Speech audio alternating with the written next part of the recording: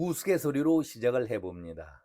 한때 우스갯소리로 남산에서 돌을 던지게 되면은 돌 맞는 사람은 김씨, 이씨, 박씨일 것이다. 이런 소리를 자주 했었죠.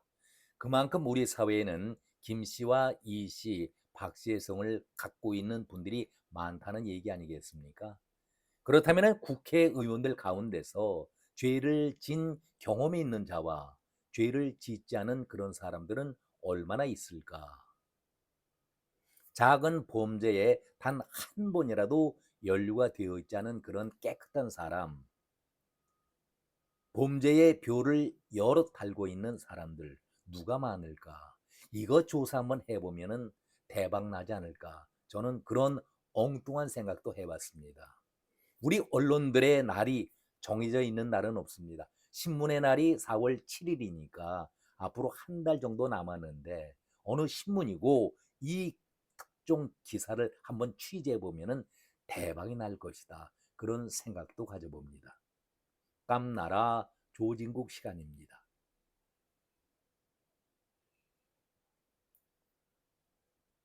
선거철이 다가왔다라는 느낌을 자연스럽게 느끼고 봤습니다. 물론 석 달여 남아 있지만은 국민들보다는 죄를 지은 자들 그리고 감방에 갈 혐의가 짙은 자들은 더 요란하게 설쳐대고 있는 것을 보니까 분명히 선거철은 다가왔구나 그런 생각을 가져봅니다.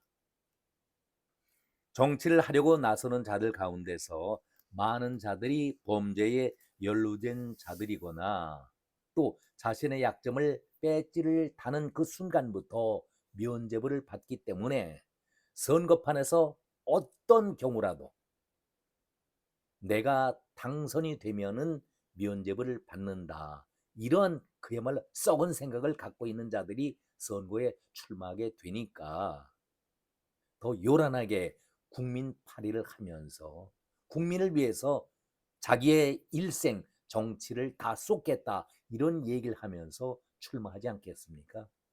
한마디로 더럽고 추한 정치판을 더 오염시키는 그런 정치꾼들이 나오려고 준비하고 있는 것 아니겠습니까? 이런 자들에게는 당선이 우선 목표죠. 우선 당선만 되면은 주민들로부터 지역민들로부터 내가 검증을 받지 않았느냐 이렇게 억지 주장을 펼치는 것 또한 사실 아니겠습니까? 설령 재판을 받는다 하더라도 질질 끌죠. 임기를 거의 다 채울 때까지 흔하게 요령을 피워가면서 피하기 때문에 죽기 살기로 정치판에 뛰어들고 있는 그런 모습 아니겠습니까? 정치라는 것이 도대체 무엇일까? 사람이 바르게 다스리는 것이 정치다. 이것이 정치의 기본 원리 아니겠습니까? 그러니까 바른 사람이 바르게 다스리는 것이 정치다. 이렇게 정의를 하고 볼 때에 아무튼 정치는 국민을 위해서 국민을 편하게 살도록 만드는 것이 정치라고 한다면은 바른 사람이 나서서 바르게 하는 것을 정치라고 우리가 말하고 있는데 우리의 정치판의 현실은 어떻습니까? 실제로 그 반대 아닙니까?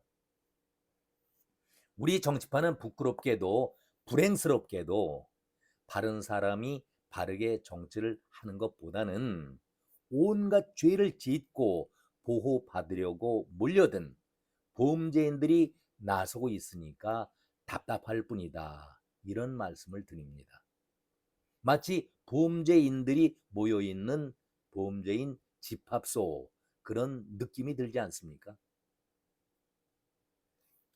국회를 우리가 흔히 민의의 전당이다 이렇게 부르고 있는데 이것은 초등학교 시절에 교과서에서나 보고 배웠던 그런 용어 아닙니까? 지금 국회를 한번 바라보지요. 누가 국회를 민의의 전당이라고 말하는 사람들이 있습니까? 깨끗한 사람, 정직한 사람, 바른 사람을 찾기보다는 죄 짓고 범죄 기록이 있는 자를 찾는 것이 더 쉽다 라는 말씀들을 많이 하고 있지 않습니까? 그래서 오죽하면은 제가 우스갯소리로 남산에서 돌을 던져보면은 김씨, 이씨, 박씨가 맞을 것이다. 국회도 마찬가지로 국회 안에서 돌을 던져보면은 깨끗한 자가 돌을 맞기보다는 범죄인들이 돌을 맞을 확률이 더욱더 높다. 오죽하면은 이런 말씀까지 드리겠습니까? 그런데 이런 자들이 입만 열면은 무슨 얘기를 합니까? 국민의 삶을 얘기하고 있습니다. 그리고 체포 동의안이 오게 되면은 죄 짓고 피해서 숨어 지내다가 서로 품앗이하는 것이죠. 서로를 지켜주려고 애를 쓰는 모습을 우리가 흔하게 보고 있지 않습니까? 그래서 나온 말이 국회를 범죄인들의 보호소다, 집합소다, 범죄 동호인들의 모임이다. 이렇게 비아냥과 조롱을 하고 있지 않습니까? 이런 구정물판 정치판에 온갖 쓰레기짓을 하더라도 가장 매섭고 회초리를 들고서 비판을 해야 할 언론들은 여기에 침묵하고 있습니다. 제가 엊그제도 말씀드렸죠. 언론윤리헌장, 시민이 주인이다.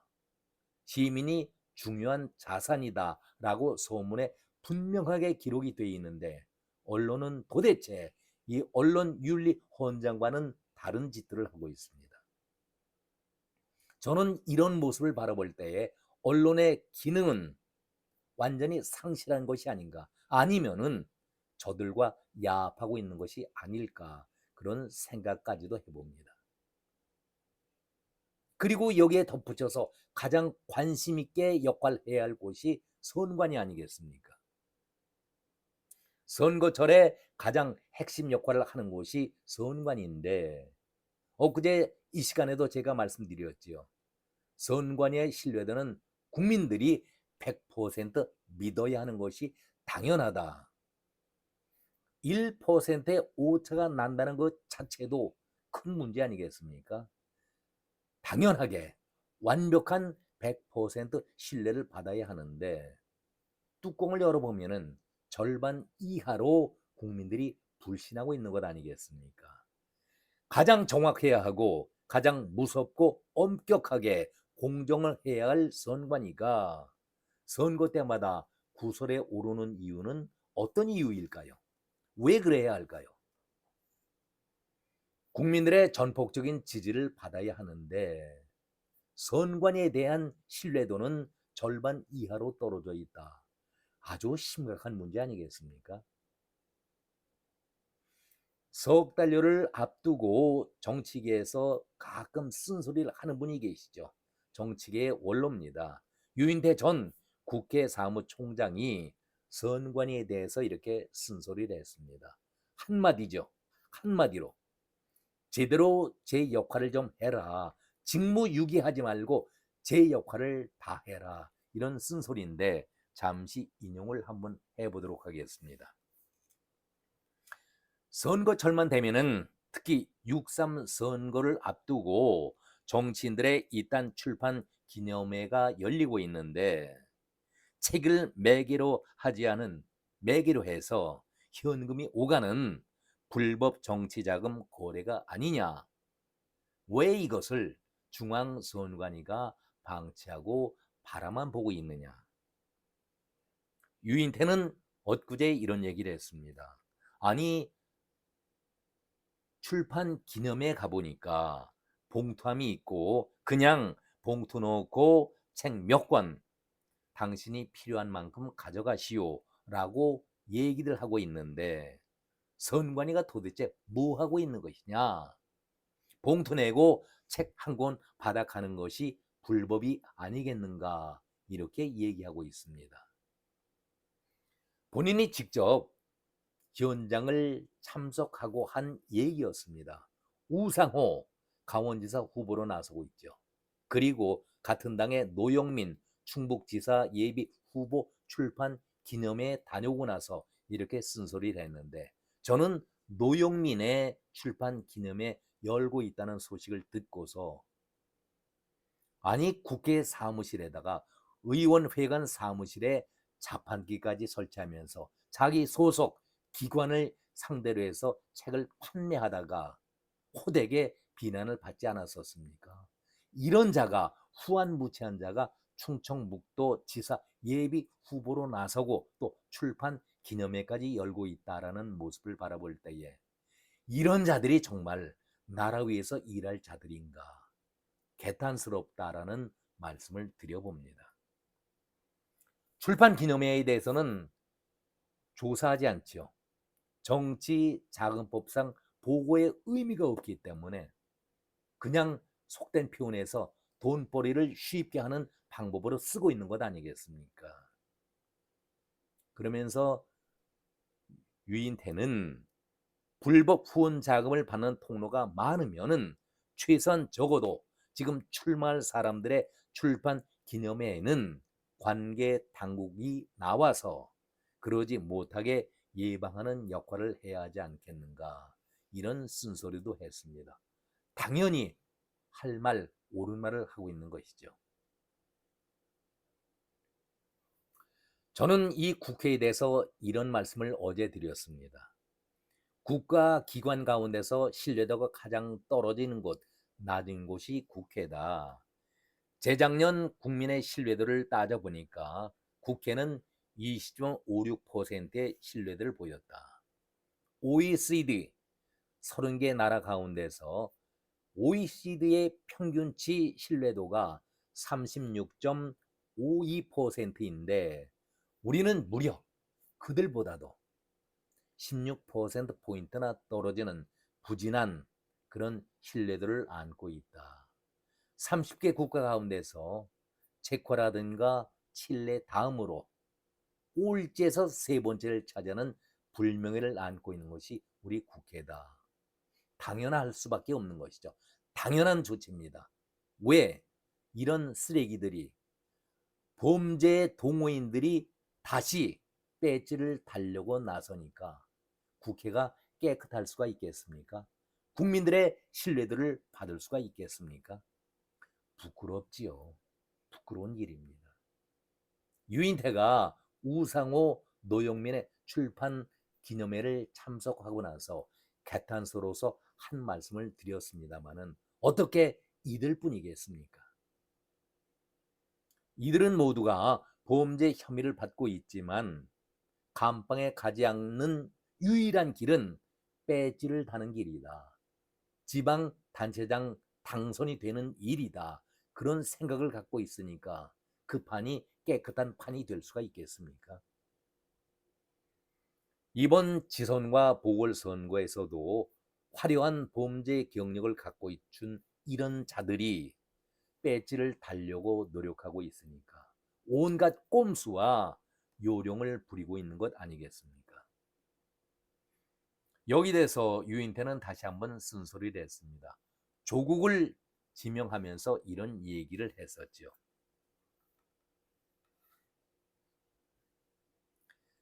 아마 유인태 생각에는 조국 당은 시효 가치가 끝나가는 정당으로 본다. 민주당 쪽에서는 6.3 지방선거 때에 연대나 합당이니 하는데 조국 한 사람만 신경을 쓰겠지 나머지는 별 관심이 없는 것 같더라. 윤석열 정권 때에 모질게 한 일가가 도륙을 당할 정도로 탄압을 받았기 때문에 마음의 빚이 있는 것 같은데 하여튼 12석을 비례로 얻지 않았는가. 그리고 옥살이도 몇 달 하지 않고 나오지 않았는가. 그런데도 거의 다 민주당 쪽에서 볼 때에는 빚을 다 갚았다라고 생각하고 있지만은 마지막 조국에게 배지를 달게 해준다라면 그 나머지 마음의 빚도 다 갚았다라고 생각할 것이다. 이렇게 유인태는 정무적으로 판단해서 얘기를 하고 있습니다. 그러지 않아도 조국이 엊그제 민주당에 그런 얘기를 했지 않습니까? 가장 좋은 정무적 판단을 내릴 것으로 기대한다. 그래서 저는 이것이 민주당에 대한 조국의 총부소가 아니겠는가 이런 말씀도 드렸는데 참 지저분하지요. 죄 지은 자를 2년형 확정받은 자를 7개월 만에 빼주고 마음의 빚을 덜기 위해서 가장 좋은 정무적 판단으로, 그러니까 조국이 나가는 곳에는 민주당에서 후보자를 내지 않거나 내더라도 형식적인 모양새만 갖추겠다, 그런 뜻 아니겠습니까? 지저분한 그러한 뒷거래라, 저는 그런 말씀도 드렸습니다. 아무튼 정치판은 이렇게 개판을 치고 있습니다. 그러면서 유인태는 또 이렇게 한마디를 하고 있습니다. 민주당과 조국당이 지방선거 연대를 이룰지는 조국이 어느 지역의 보궐선거에 나설지가 관심이 되고 있다. 이것은 민주당의 대변인을 하고 있는 자의 헛소리 아니겠습니까? 그러니까 뒷거래를 열심히 하고 있다라는 것을 스스로가 자백하고 있는 그런 얘기들 아니겠습니까? 이러니 나라가, 정치판이 깨끗해질 수가 있겠는가? 저는 오늘 제목에 우리 정치는 이제는 깨끗해져야 한다, 이렇게 제목을 달았었는데 도저히 이런 풍토 아래서는 정치가 깨끗해질 수가 없겠죠. 끝으로 유인태는 이런 얘기를 합니다. 한동훈에 대해서 지적을 하면서 이렇게 얘기를 합니다. 윤석열 대통령의 잘못된 모습에 저항하고 또 계엄 때 보여줬던 모습에서 그것은 아주 잘한 짓이다, 당당한 짓이다, 잘한 것이다. 그나마 하도 저쪽에서 장동혁 지도부를 얘기하고 있는 것이죠. 너무 엉망이니까 그나마 한동훈 대표가 잘하고 있다, 돋보이고 있는데 지금 장동혁 지도부는 입에 담기 힘들 정도로 개판을 치고 있지 않는가, 이런 얘기로서 말을 마무리 짓고 있습니다. 제가 여러 차례 이게 정말 나라가 맞느냐 이런 말씀을 반복해서 드렸는데 유인태가 정말 오랜만에 언론도 다루지 않고 있는 쓴소리를 직접 해댔습니다.